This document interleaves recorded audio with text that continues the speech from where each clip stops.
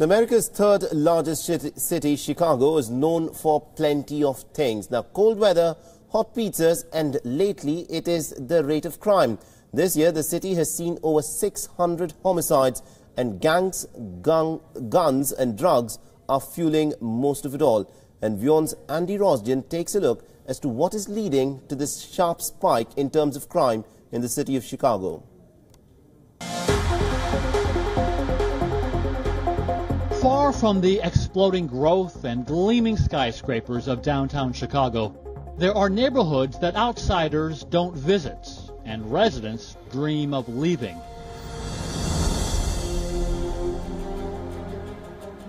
For those who stay, mostly in these decaying neighborhoods on the city's south and west sides, there is a sense of dread that gunshots could ring out at any time, just as they did on that day back in 2006. When a young man was helping move musical equipment outside a South Side church. He stumbled back into the church for help, and he's not here. Pam Bosley was so devastated by the random gun violence that killed her son, 18-year-old Terrell, she attempted suicide. She brought me to a memorial honoring the murder victims in this neighborhood. Here there are young men and women and infants and Terrell. He was 18 years old, college student, working a job, doing all the right things, and he's not here. Every week, news stories like Pam's are told.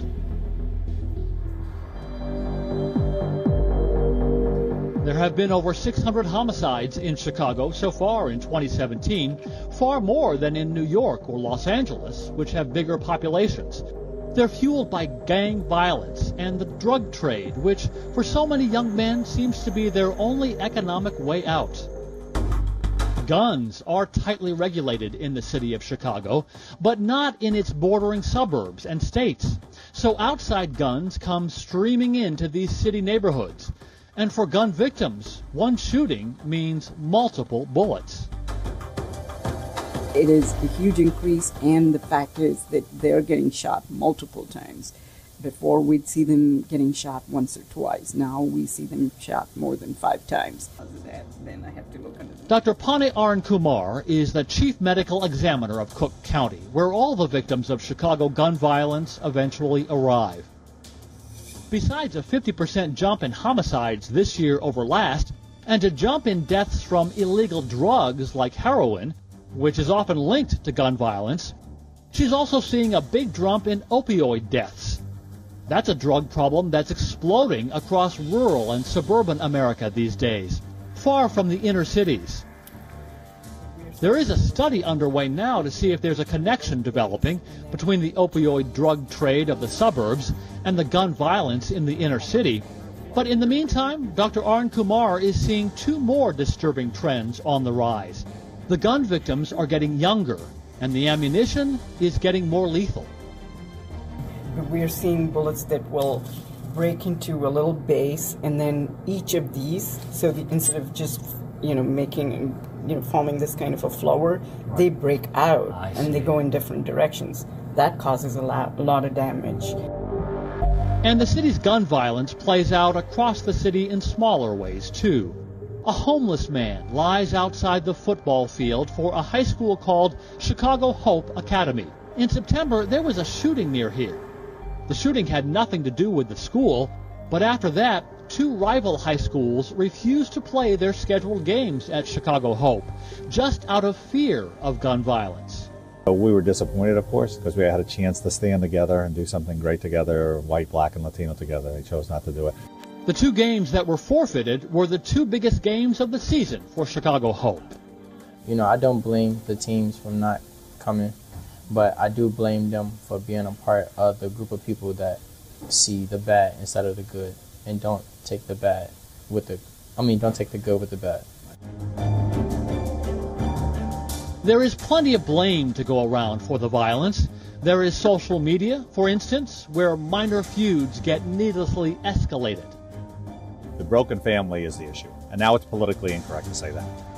Bob Muzikowski blames a government welfare system that he says encourages single mothers to stay single just to collect government benefits.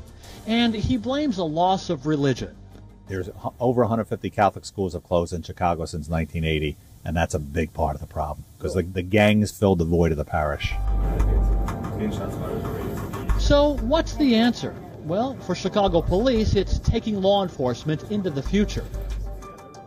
The police department is rolling out what it calls predictive policing in the city's toughest neighborhoods, taking the history of crimes here right down to specific locations, feeding that information into a computer, and using algorithms to predict where the next crime will happen. And where the police fail, some neighborhoods are stepping up on their own. Gerald Frazier says in his neighborhood, the neighbors are actually coming out to talk to the drug dealers on their street corners and demand they stay away. We take action amongst ourselves, and when you band together, you show them that we're not afraid of, a gang or your numbers. But more importantly, everyone agrees the big answer lies in economic opportunity. Frazier works as a canvasser for local politicians. It's not much, but it gives him a paycheck and a purpose. Also, Chase Bank is committing $40 million over the next 3 years in job investments in these tough neighborhoods.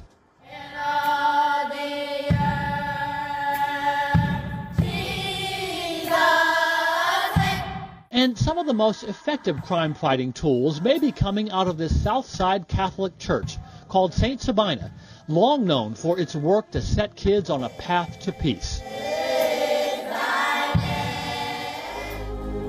After the murder of her son, Pam Bosley quit her job to come here to establish Purpose Over Pain, a support and advocacy group for the parents of murdered children.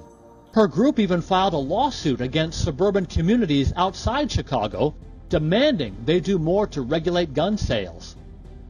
And Pam's husband, Tom, also quit his job after Terrell's murder to come here and establish the Strong Futures program.